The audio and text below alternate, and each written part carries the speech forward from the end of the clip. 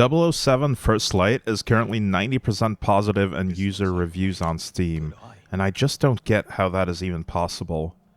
In this video, I'll compare it to some actual video games in order to try to explain why I wouldn't even call it a game. Now, I know people are going to furiously type in the comments that First Light isn't Hitman and wasn't trying to be, but that wasn't what I was expecting it to be either. Instead, I'll be comparing it to GoldenEye 007 for the Nintendo 64, and other good video games in general.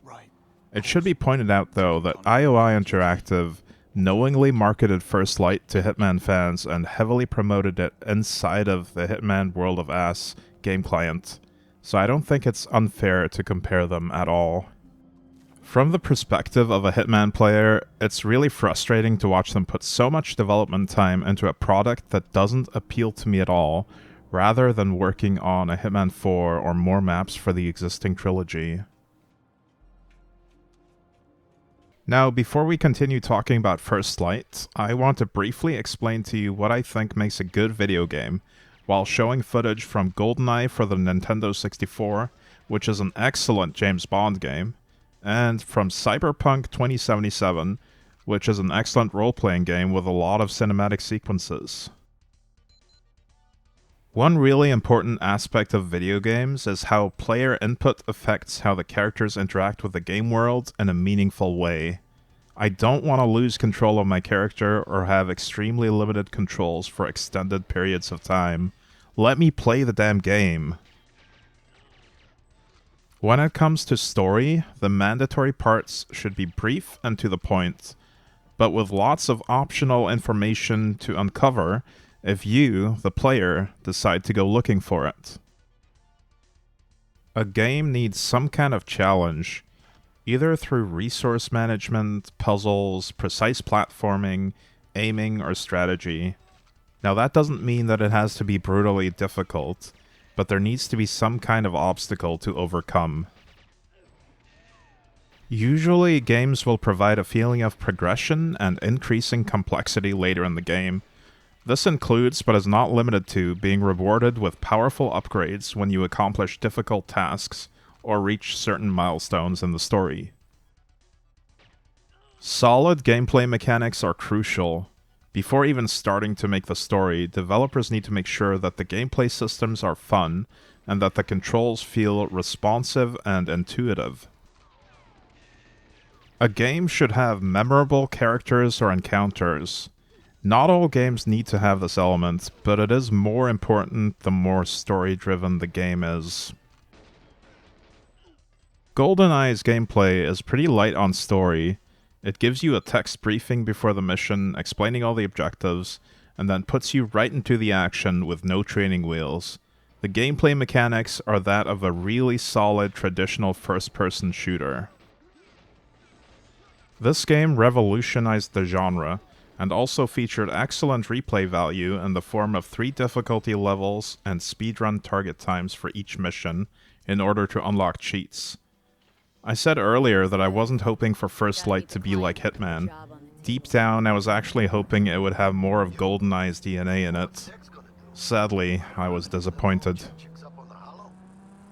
Now, in this Cyberpunk example, I'm still less than an hour into the game, but I already have a lot of freedom to explore Night City, drive around freely, and attack random characters on foot. And I get to decide how I want to do things in the missions as well. The reason why I bring up this game in particular is because I remember complaining about it a whole lot when I played it, but in the end, I still ended up enjoying the experience as a whole. My main problem with Cyberpunk was a few scripted story sequences, brain dances, dialogue, and other stuff that just dragged on for too long and couldn't be skipped. But the majority of it can actually be skipped, and a speedrun of the main story can be done in about 3 to 4 hours of real time without any major glitches. Once I got out of the tutorial section, the game gave me a lot more freedom to explore and just roam around looking for interesting side quests. That's when the game really started to impress me and I got immersed in the world. Now, there are a few good things I want to talk about in 007 First Light before I start ranting about why it's not even a video game. This part of the video will unfortunately be pretty short, though. The voice actors did a good job with what they had to work with. Lenny James, the Greenway character, was a personal favorite of mine. The Hitman trilogy also has excellent voice acting throughout, so this was not really a surprise though. First Light also features nicely crafted locations that mostly look different from one another, in spite of pretty heavy asset reuse. At first, I had some technical difficulties with crashing in the first cutscene. However, after updating the NVIDIA drivers, I had no more issues even running the game on Linux. While bored out of my mind trying to get through the main story, I discovered tax sims, which offer at least some semblance of gameplay and replay value. What else can I even say that's positive? The gunplay feels okay, I guess. Not great, but passable. Oh, there is one more thing. I guess it does a somewhat decent job of capturing the James Bond movie vibe, but that's where the positives end, and boy, are there a lot of negatives to cover. My first and most pressing complaint is the almost complete lack of any meaningful gameplay. I'll now cover the different types of non-gameplay you'll get the privilege of experiencing for 90% of this game's runtime. The first one, on-rails press W sections with exposition that should have been skippable cutscenes instead. All you do is move in a direction towards a quest marker while characters tell you exactly what to do and where to go through tedious expository dialogue. As you've no doubt seen from the footage on the screen, there's excessive use of pointless linear parkour where you climb ledges and pipes or vault over things that are clearly marked with blue paint. Rather than having any kind of gameplay, these sections are designed to be slow and pad the playtime while characters spew even more vapid dialogue into your earpiece. There are loads of forced stealth sections with Hitman-esque stealth that are painfully dumbed down and offer little to no freedom of choice in terms of how to approach any given situation. Distraction objects are clearly marked in instinct, and the AI is so dumb that they will not call you out for triggering a distraction while they're literally watching you do it. You can kick a door open directly in front of someone's face, and they won't see you. They will just investigate the door suddenly opening in front of them. They're that dumb. I actually found myself getting caught on purpose a lot of the time just so I could trigger a fistfight, or bait the enemy into drawing their weapon, which leads me to my next major complaint, the license to kill system. You aren't even allowed to use your gun most of the time, even as a threat or a distraction. The only time you're allowed to even draw the gun is when the enemy draws on you first. This leads to some really clunky gameplay that severely limits your options. The majority of the combat is melee only. I'll admit that there's a chance that you might actually enjoy the melee combat, but I did not. Your moveset is pretty basic and repetitive. You can block, dodge, grab, charge, or punch using the same few animations over and over. You can also use your gadgets to blind or confuse people. One of the things that was touted as a cool aspect of the combat was the ability to throw your gun or nearby objects at the enemy's head. It sounds cool, but it gets old really quick. The enemies will glow yellow or red to telegraph how you should react to a given situation. Ironically, blocking seems to be entirely useless, and you're much better off just dodging everything instead. The tutorial actually makes you worse at the melee when it tells you to block. The camera and controls are constantly fighting you during melee, and Bond will often not perform the action you want him to perform. I honestly found myself either frustrated or just really bored during all of the melee combat sequences, and it made me appreciate the mechanics of actually good video games even more.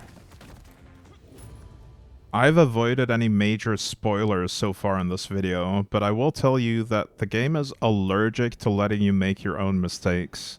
Instead, after you finish one of the painfully short gameplay sections perfectly, Bond is punished for something that was completely out of your control and happened during a cutscene.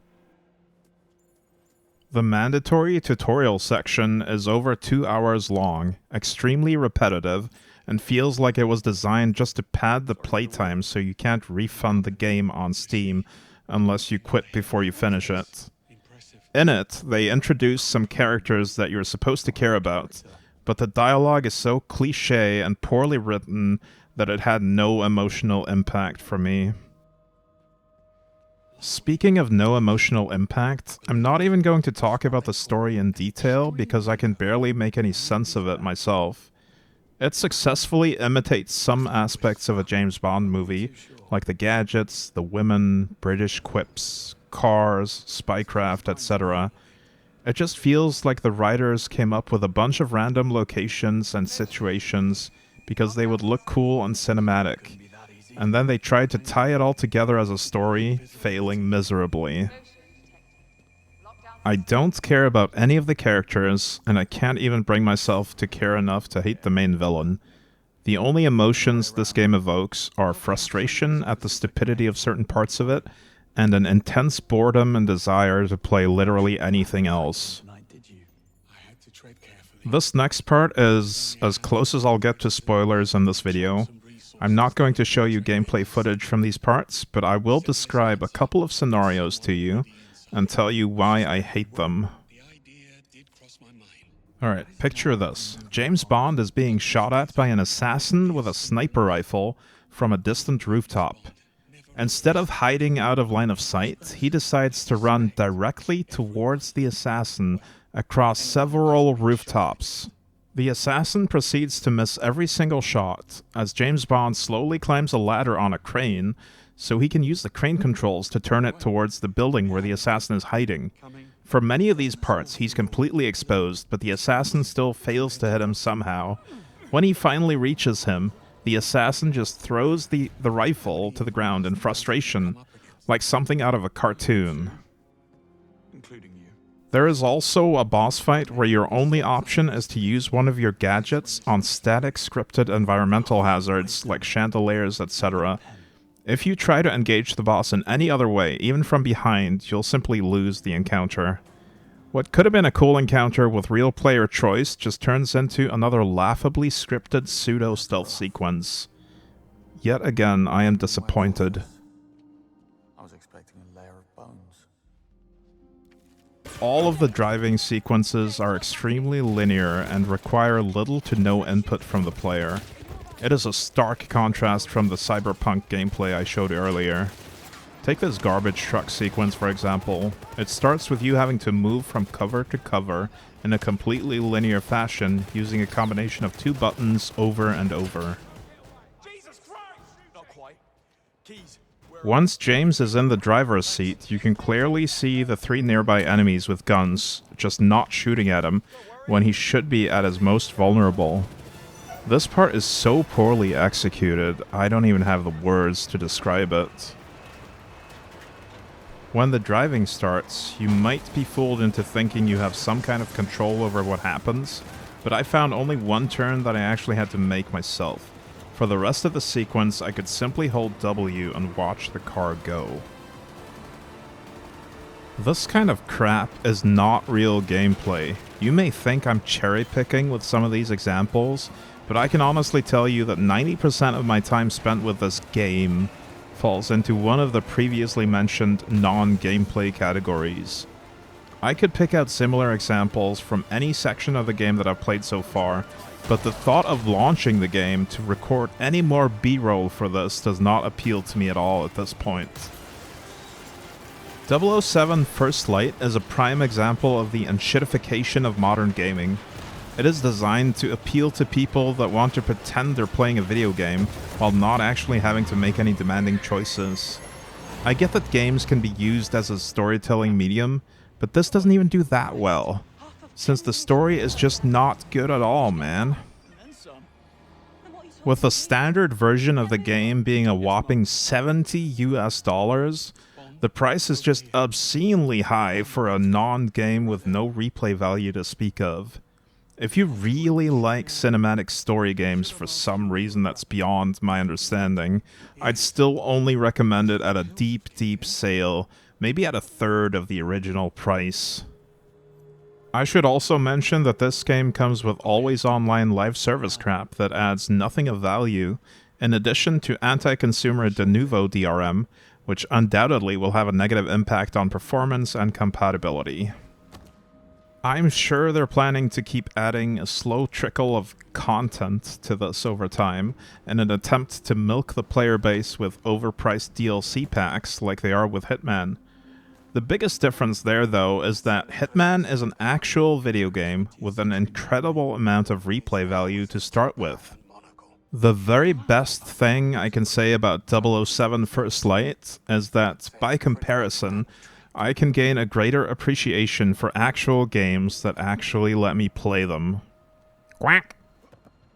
Alright, that's gonna do it for this non-review of a non-game. I'm sure a lot of people will disagree with me on this one, so feel free to tell me in the comments why you think I'm wrong. Maybe try to explain what you like about this abomination, so that I can try to understand somehow. I try to remember that people like different things, but sometimes I feel like I'm not even part of the same species as some other gamers. Anyway, thanks for watching, have a great rest of your day, and hopefully I'll see you in the next one. Bye for now.